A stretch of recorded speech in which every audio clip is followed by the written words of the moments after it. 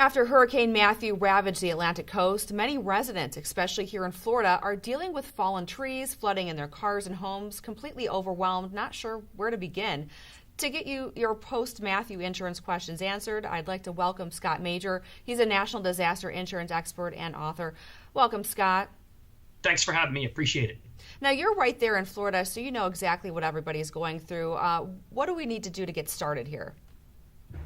There are two important components to understand. First is to secure federal assistance. That is to apply with FEMA, the Federal Emergency Management Agency, for the relief you can secure immediately, temporary housing, individual assistance, and other types of remedies, and to file insurance claims with every one of your insurance policies. Meaning, if you have a homeowner's policy or a renter's policy or a condo policy that covers damage, you want to file that. If you have a flood policy, you want to make a separate filing. If you have a business policy, you want to notify those insurance companies. So you start with the principle of first, you need to immediately notify the individuals at FEMA, the individuals at the insurance companies, and get those claims started in order to successfully start the process of recovering money the quickest. But one thing that I'd like to point out, Scott, is a lot of people we're hearing are having trouble just starting the process with filing with FEMA. Do you know what's going on with that?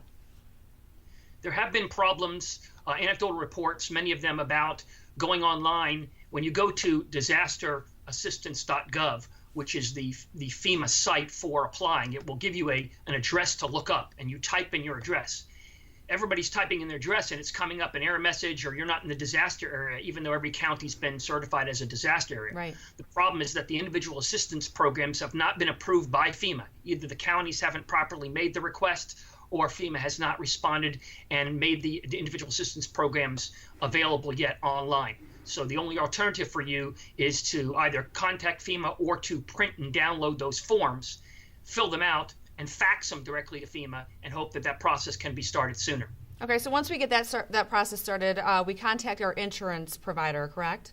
That's correct. And the reason why you do that is because FEMA will not pay any monies that can be duplicated by insurance. So if you have an insurance policy that covers something, FEMA will not pay for those amounts. They'll only pay for amounts that aren't related or not payable by the insurance companies. So what you need to do with your insurance is for each policy that you have, you need to pick up the phone, immediately contact the insurance company.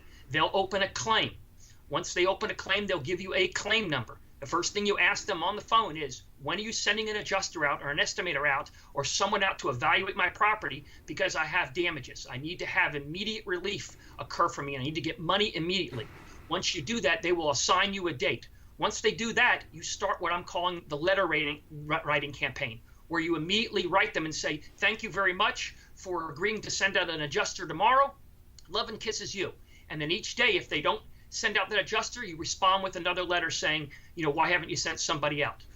In the process, or in this interim, what you should be doing is compiling pictures and video of all the damage, preserving the types of evidence, like if you have a broken window or broken shingles, make sure that you either preserve those or you take good photographs of them, because the insurance company may want to inspect them to make sure the actual damage occurred as a result of the storm.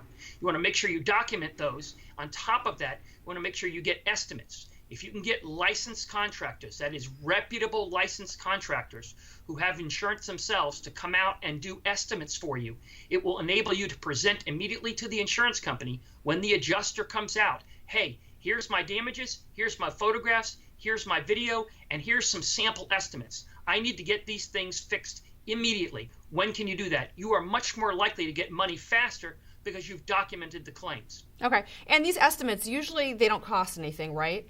That's correct. Okay. What about these hurricane deductible provisions? Are those available?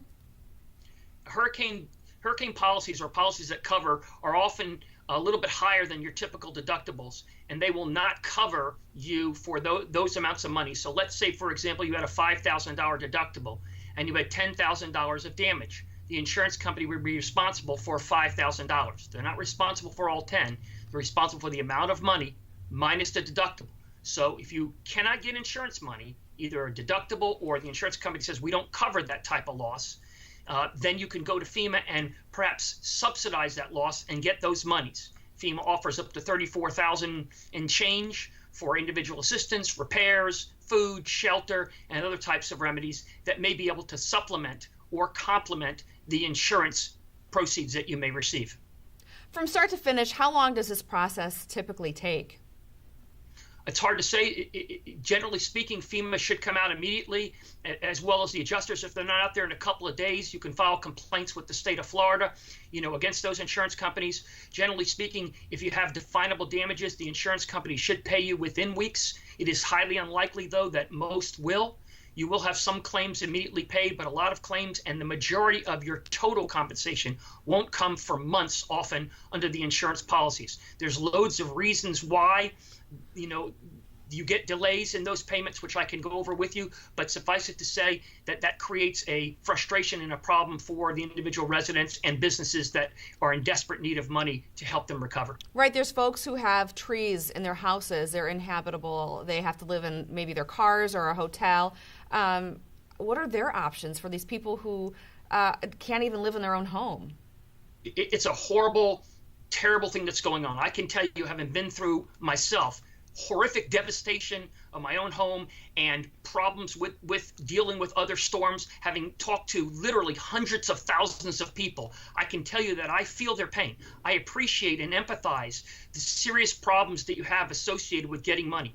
The most important thing is to get your insurance policies, get your agent, get your insurance companies out there, because you do have remedies. For example, in insurance policies, you do have what's called a loss of use provision. And that means they will pay for you to go stay at a hotel or alternative housing. FEMA has the same sorts of things if you can't stay in your house.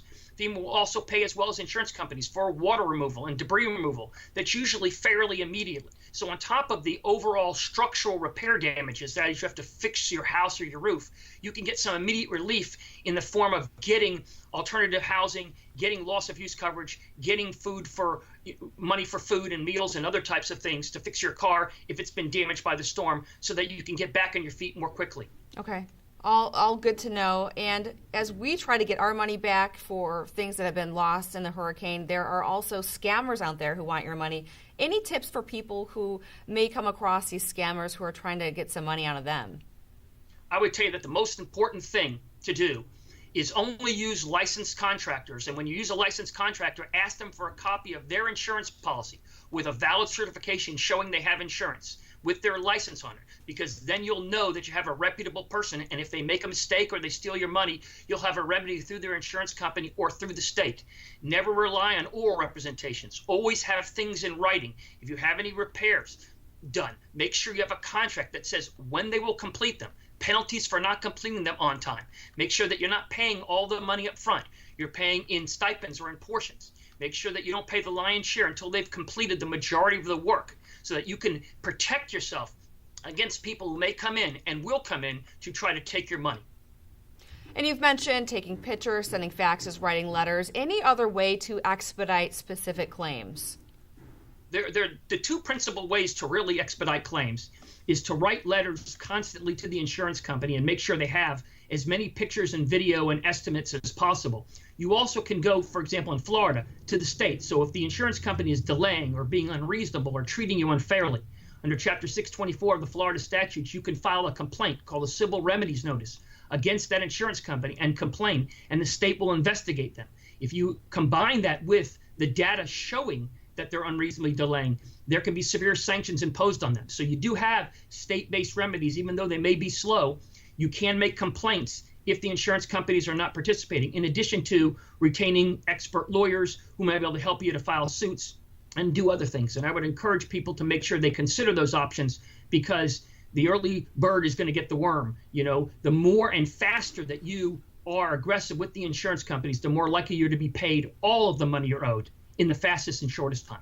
Okay, so the key is to stay on top of it, stay aggressive, and keep pushing until you get your money. Scott Major, thanks so much for all those wonderful tips this evening. Thanks for having me, and glad to share.